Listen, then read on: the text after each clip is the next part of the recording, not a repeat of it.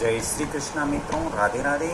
प्रिय मित्रों, बहुत सारे लोगों को ये मालूम नहीं होता है कि वास्तुशास्त्र वो केवल परंपरा को ही मान बैठते हैं। दोस्तों, वास्तुशास्त्र केवल एक परंपरा ही नहीं बल्कि घर के ऊर्जा प्रवाह से जुड़ा वैज्ञानिक तर्क भी है, वैज्ञानिक विषय भी है।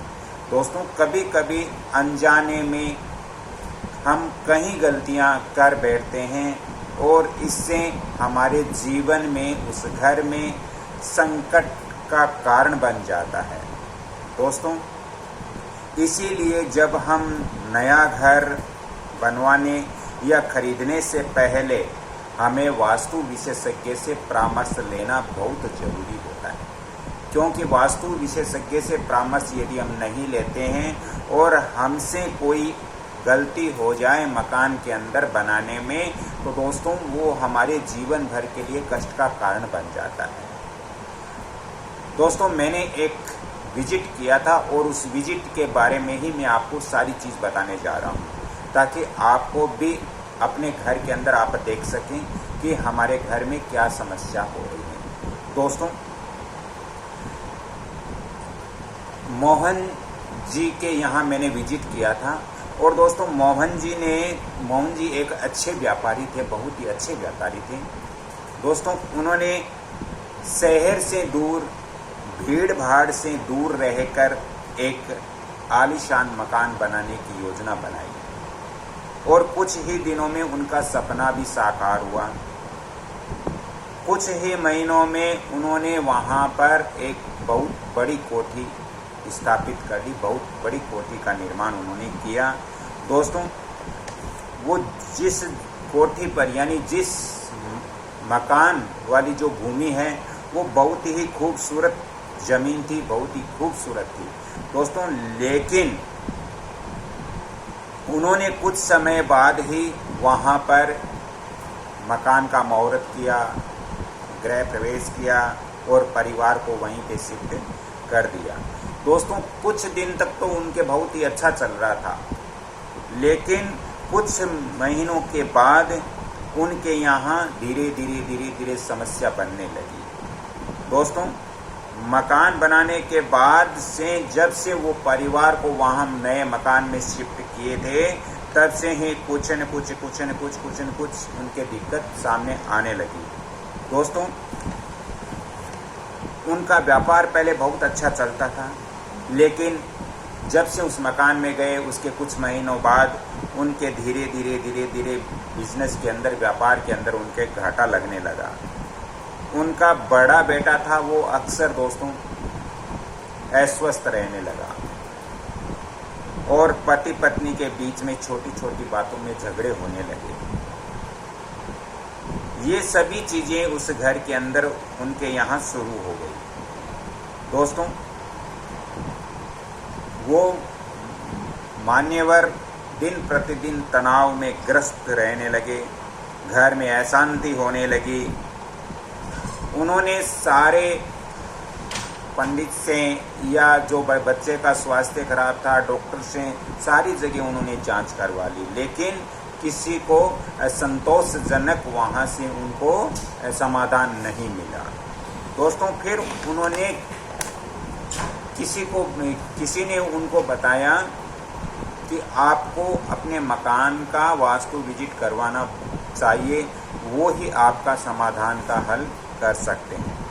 दोस्तों, जब वो मेरे पास आए तो मैंने उनको आश्वासन दिया कि चलो मैं आपके मकान का निरीक्षण करूंगा। और जब मैं वहाँ मकान का निरीक्षण करने के लिए पहुँचा, तो दोस्तों निरीक्षण करते समय मैंने देखा कि घर के दक्षिण पश्चिम वाला जो कोना है, जिसको हम नैऋत्य कोण बोलते हैं, तो दक्षिण पश्चिम वाला जो कॉर्नर है, उनकी स्थिति को जब मैंने देखा तो मेरे सारी चीज़ समझ में आ गई, क्योंकि ये कोना घर के जो मुखिया है उसकी स्थिति को वास्तु के अंदर दर्शाता है। घर का नेतृत्व कोण है, यानी दक्षिण पश्चिम का जो कोना है उसको हम देख करके ये बता सकते हैं कि घर के मुख्य की स्थिति क्या है। तो मैंने वहाँ देखा दोस्तों, उनके दक्षिण पश्चिम में वहाँ पर शौचालय बना हुआ था। इसके कारण घर के मुखिया है उसकी आर्थिक स्थिति धीरे धीरे कमज़ोर होने लगी, पति पत्नी के बीच में झगड़े होने लगे, बेटा था उसका स्वास्थ्य खराब होने लगा। ये उनके घर के अंदर मैंने वास्तु दोष पाया। दूसरा, उनके घर में वास्तु दोष क्या था कि उनके घर में उत्तर दिशा के अंदर रसोई घर बना हुआ था, किचन बना हुआ था। तो दोस्तों, उत्तर दिशा में किचन यानी अग्नि, ये वहाँ पर होने का मतलब है कि घर में आर्थिक और आध्यात्मिक दोनों की ही कमी हो जाती है। तो मैंने वहाँ देखा कि रसोई घर उत्तर दिशा में बना हुआ था, जिसके कारण उनके मानसिक और आध्यात्मिक और आर्थिक तीनों दृष्टि से वो कमज़ोर होते जा रहे थे। दोस्तों, जब मैंने उनको समझाया कि आपके घर में ये दो बड़े वास्तु दोष हैं, पहले आपके घर में जो शौचालय है उसका वास्तु दोष है, दूसरा आपके घर में किचन है उसका वास्तु दोष है, तो इनको ठीक करना बहुत ज़रूरी है, तभी घर की स्थिति अच्छी होगी। दोस्तों, उनके वहाँ शौचालय बदलना संभव नहीं था, किचन बदलना संभव था, तो उन्होंने किचन को वहाँ से उत्तर दिशा में बंद किया और किचन को अग्नि दिशा के अंदर उन्होंने किचन का निर्माण करवाया। दोस्तों, लेकिन शौचालय उनके बदलने की स्थिति नहीं थी, दूसरी जगह स्थानांतरण करने की स्थिति नहीं थी, तो शौचालय के लिए वहाँ पर जो वास्तु उपाय हैं वो मैंने वहाँ पर किया।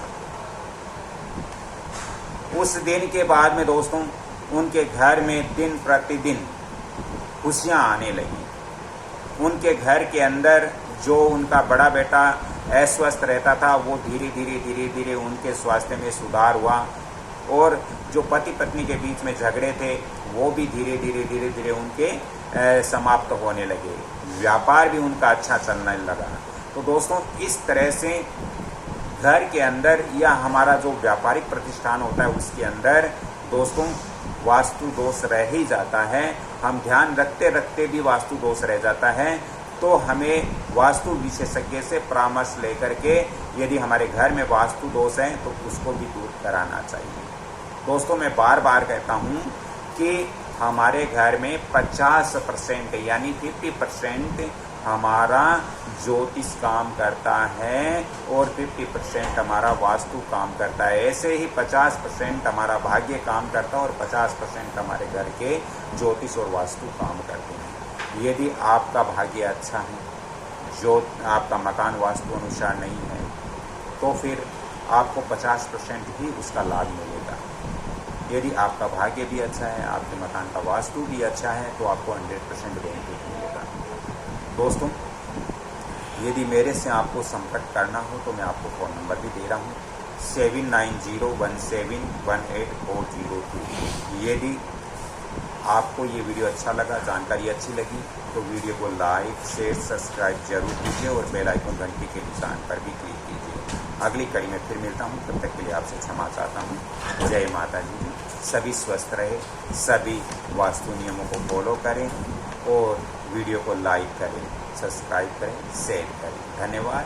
जय श्री कृष्ण। धन्यवाद।